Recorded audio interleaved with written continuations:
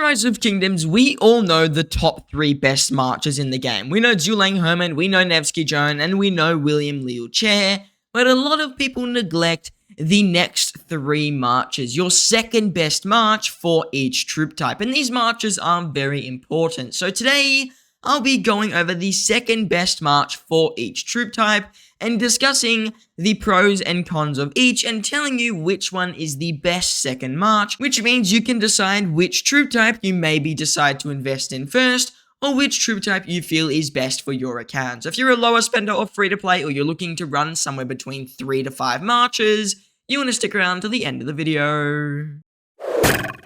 Now let's start off by going over the first march of today's video, and it is going to be the archer marches. This is where my specialty really is, and in terms of the best or second best archer march, you've got Boudica with a Ashurbanipal. Now this march has quite a few strengths, but it also does have some downsides, and we will talk about both of those now. The first real strength you're getting out of the Boudica Ashurbanipal march compared to the other 2 marches we're going to discuss is I would say they have an arguably stronger debuff, at least in terms of improving your damage. We will talk about Scipio and Guan later. We are also going to talk about Hauchebing and William or Belisarius later.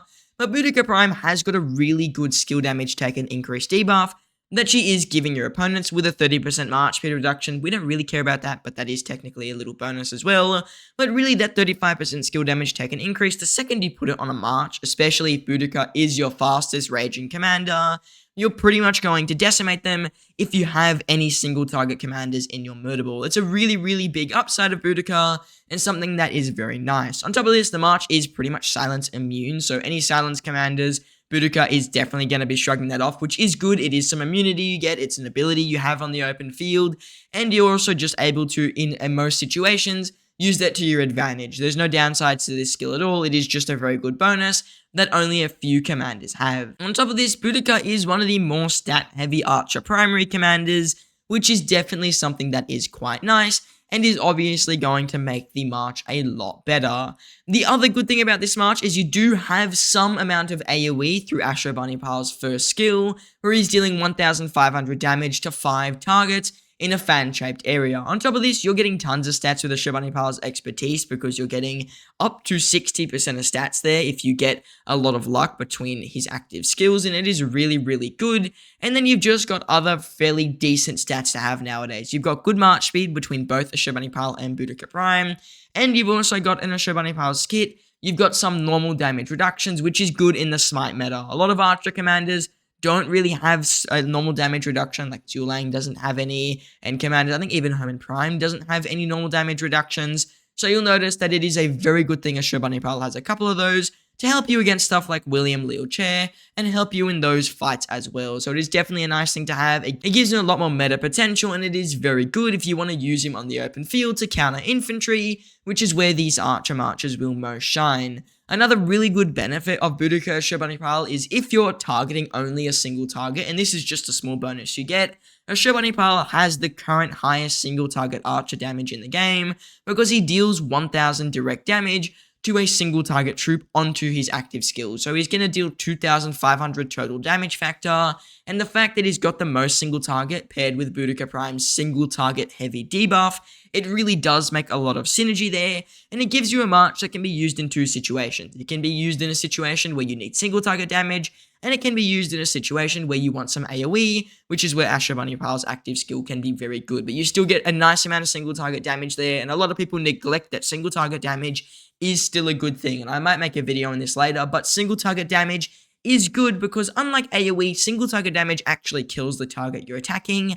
AoE, while it can obviously kill targets, don't get me wrong, it's way slower. It takes so much longer, but if there's only 1 or 2 marches, you would prefer to have a single target commander who's got more damage factor to pretty much decimate that march or do a lot more damage to it. And if you're trying to kill a march, for example, if you want to kill off, let's say your opponent's Zhulang Herman Prime, you want to have something that is in a single target format because you can decimate the march quicker than the other marches. Now, while that march won't be the best in massive open field murder ball fights, whenever you want to pick down a certain target, single target damage is the best one to go for, which is why it does have a lot of value, and I like how the Boudica Prime Ashurbanipal march can switch between single target and AoE, so it does make it a little bit more versatile, but it also does mean that it is missing a bit of field value compared to some other marches, because it doesn't have as much AoE. Another disadvantage is Boudica Prime is very squishy. Even though she's got stuff like skill damage reductions, it does still make her quite a squishy commander. She can often get destroyed quite quickly,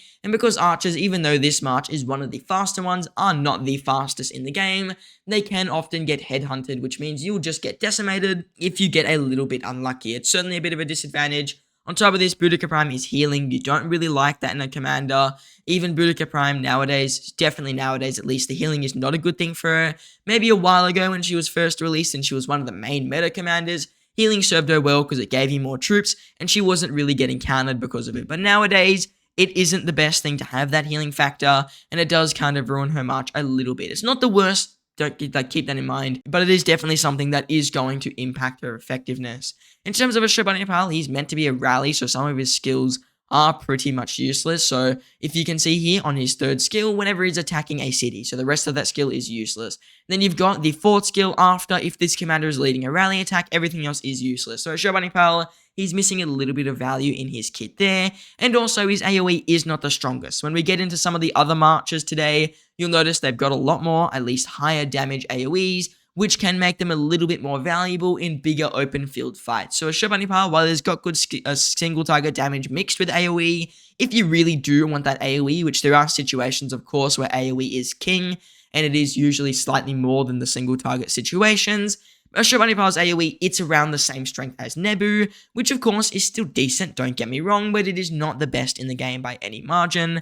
Though it is still a good amount of damage, it is not at the highest levels. You've got commanders like Zulang and Herman who do way more. Shobani, he is lacking a little bit in that AoE regard.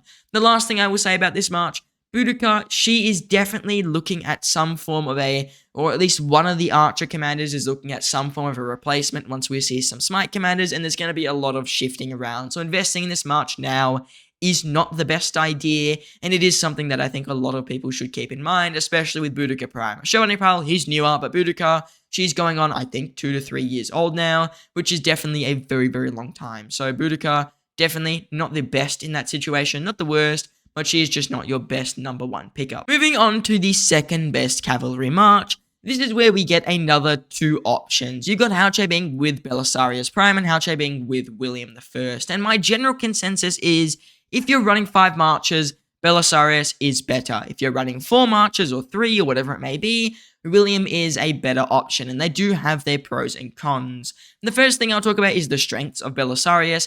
He's got decent skill damage, obviously, single target damage, and he's got a silence that will work on archers. He increases rage requirement, which is something that is obviously unique to him, and it pretty much acts as a silence, because once the rage requirement goes up, it'll take a turn or 2 for your opponents to reach that 200 rage, not to mention they're also getting reductions, so it will take at least 2 to 3 turns to reach that 200 rage, so pretty much it makes it like a 3-second silence, and it bypasses silence immunity.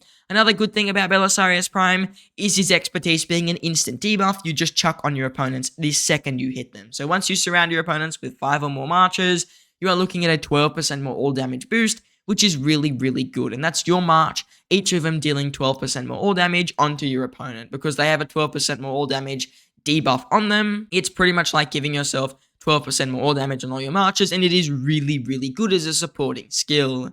In terms of William, his main bonuses, he has AoE, which is very nice. It is a very weak AoE by today's standards, but he does have it, and he's also got a lot of support in his kit. He makes it so your opponents cannot benefit from buffs that increase skill damage. He makes it so that you get defense. He's also giving you a lot of rage gain. So William is a really good supporting commander, which definitely does, again, make him quite a valuable commander as well. He does also have a little bit of anti-swarm. Whenever he's getting surrounded, he's going to deal 1,000 damage to the target, at least a 10% chance. And they take even more direct damage if you're being surrounded by up to 5 more troops. So he has a 1,500 or up to 1,500 revenge damage, which is up there with some of the highest in the game. Maybe besides like Cyrus, who can deal like 2,000 if you get very lucky, but that is a rare situation. William, very, very good amounts of revenge damage, and it does make him a very powerful commander.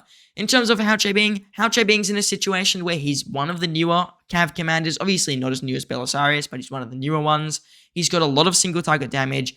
He has a lot of stats in his kits. There's tons of stats through here, and he's overall quite powerful. Another thing that is good for Hao Bing, and this is opposite to Boudica, is the fact that he's going to heal units whenever he defeats an enemy troop. So pretty much it does mean that once William leaves an enemy march and he kills them, he's going to heal 1500 healing factor, and because you've taken out the march that you're hitting, that healing will often work in your favor and give you more troops for the next fight that you enter, which will improve your trade. It's just a small thing that he has, but it is a nice bonus in his kit compared to healing like Boudica Prime. It works out in a bit of a better situation. And again, he's got good stats. He's a very good primary. He's got a very, very fast rage cycle, which is why he works well with two supporting commanders, William and Belisarius, because you want them to have fast rage cycles, which is definitely going to improve their capability.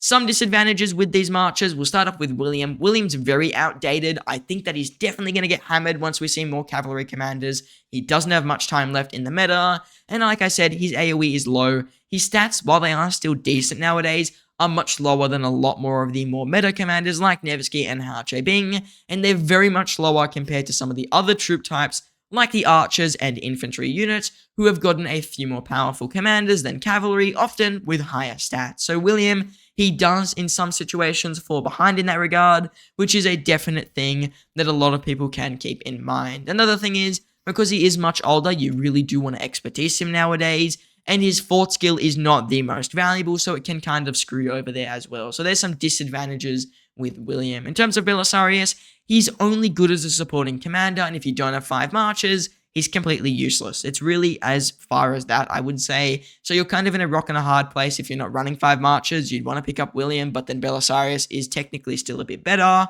So it's a bit of a win-lose situation there almost. So Belisarius, he's good, of course, but he's just not at that level of a lot of the newer, more modern commanders, and he's got some stuff that's kind of useless, like exiting combat march speed. It's good if you're getting chased and you just manage to exit combat in time, but sometimes it's just completely useless. I mean, if you're getting chased and you're still being hit while you're running, exiting combat isn't going to change much. Yes, it's good to flee from a situation where you get lucky, but it is not a very common thing that you will find. Other stuff is that he's got a lot of things such as very low stats. A lot of his skills are pretty much just like small stat boosts that don't do much for you, and it makes him quite a stat lackluster commander, which is something that can definitely harm his effectiveness. So Belisarius, he does have those downsides, not to mention there is no AoE in his kit. So if you run Belisarius or Hao Bing Belisarius, you're looking at a double single target march, which is obviously a pretty big disadvantage.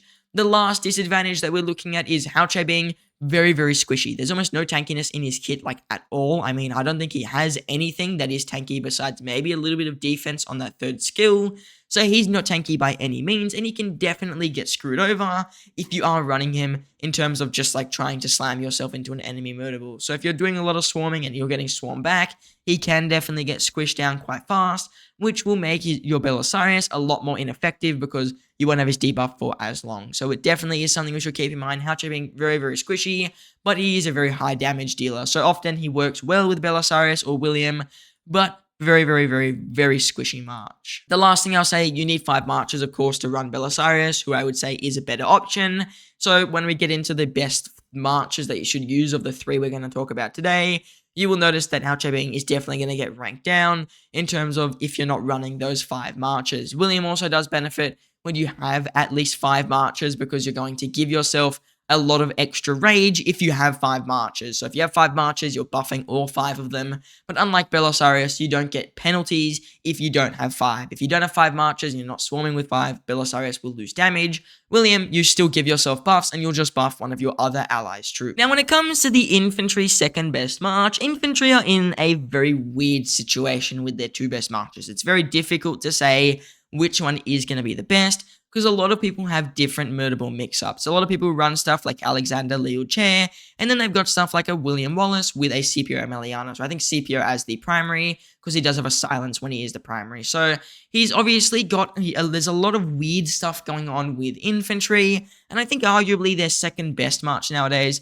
would either be a Guan or a Scipio, or a Scipio Aemilianus with a William Wallace. It's something along those lines, especially if you're still running Alex Leo Chair. If you're running William Wallace Leo Chair, I think Guan Scipio is definitely the second best march, because I think Scipio with Gorgo, there's a lot of D-synergy there since Gorgo wants to be primary, and Scipio Aemilianus also wants to be primary. So I think that the best options would either be Scipio Aemilianus, William Wallace secondary, or Liu Che and Alexander the Great secondary. So that is the two best infantry marchers in my opinion, and I'll tell you about Guan Scipio as well. But we'll start off with William Wallace. William Wallace, very high skill damage, single target commander with pretty decent stats all around, some of the highest stats in the game, and he's got a lot of mighty shield factor. We know a lot about William. I'm not going to go too in depth on him. I will point out some disadvantages in his kit later. Scipio Aemilianus, he's meant to be a rally, but he has got a lot of single target smite damage. He's got a nice all damage taken increase on an active skill, which is of course really good, and he's got a ton of extra stats in his kit. And I think Scipio Aemilianus' fourth skill is a very big rally heavy skill, but he's got a lot of stats in his kit.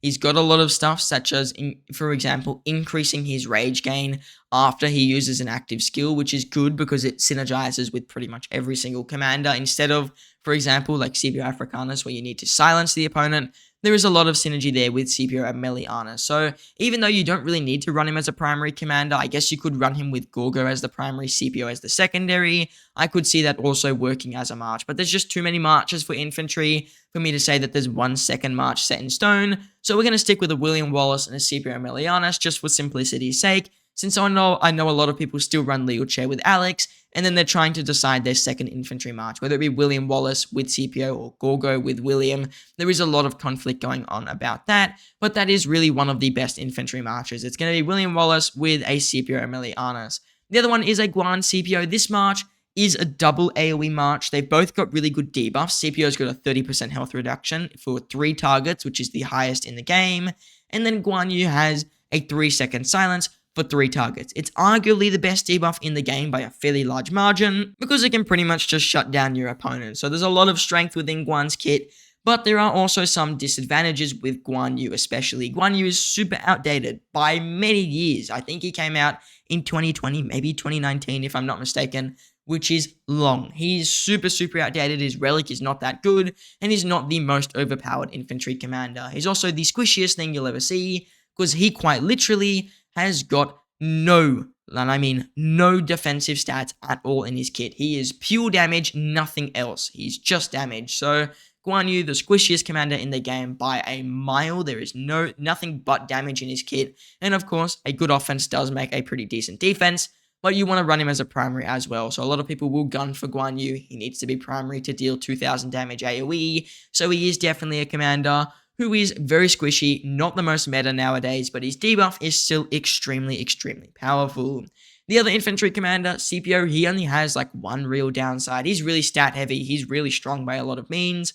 I guess he has 2 downsides. He doesn't have smite damage, and infantry have moved heavily towards smite damage, except Ragnar Prime, but there's a lot of speculation Ragnar Prime is going to be something such as a expedition commander, so he might not have the biggest impact, but Scipio, he's very heavy on direct damage factor, and a lot of commanders nowadays for infantry don't really like that. And the last thing is, his expertise is almost useless if you aren't running him with Guan, because you're only going to get 10% more skill damage, since you won't be able to benefit from the rage gain when a target is silenced, unless you have another march that is silencing. But they are very rare. Guan Yu is one of the only commanders that does it, and Scipio Aemilianus needs to be in a rally to really do it. So Scipio Africanus, he does really have that downside. In terms of downsides with William Wallace, single target damage is probably his biggest downside. The fact he doesn't have AoE, that's the thing I hear about the most.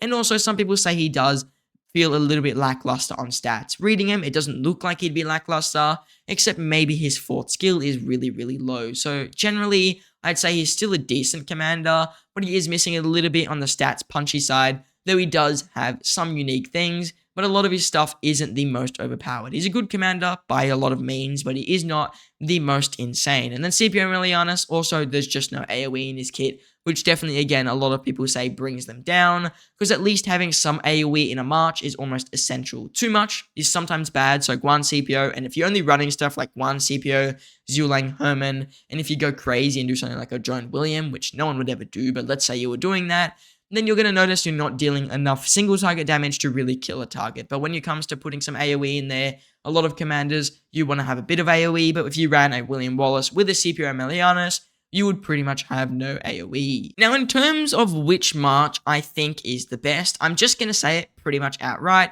I think archers do have the best overall march right now. The Boudica with the Shobani pile, there's a lot of synergy, and there's AoE and there's single target in the one march. There is also very good debuffs, so I think it does take the cake. The only exception I would say for the first best march would be if you're running 5 marches or you're looking to run 5 marches.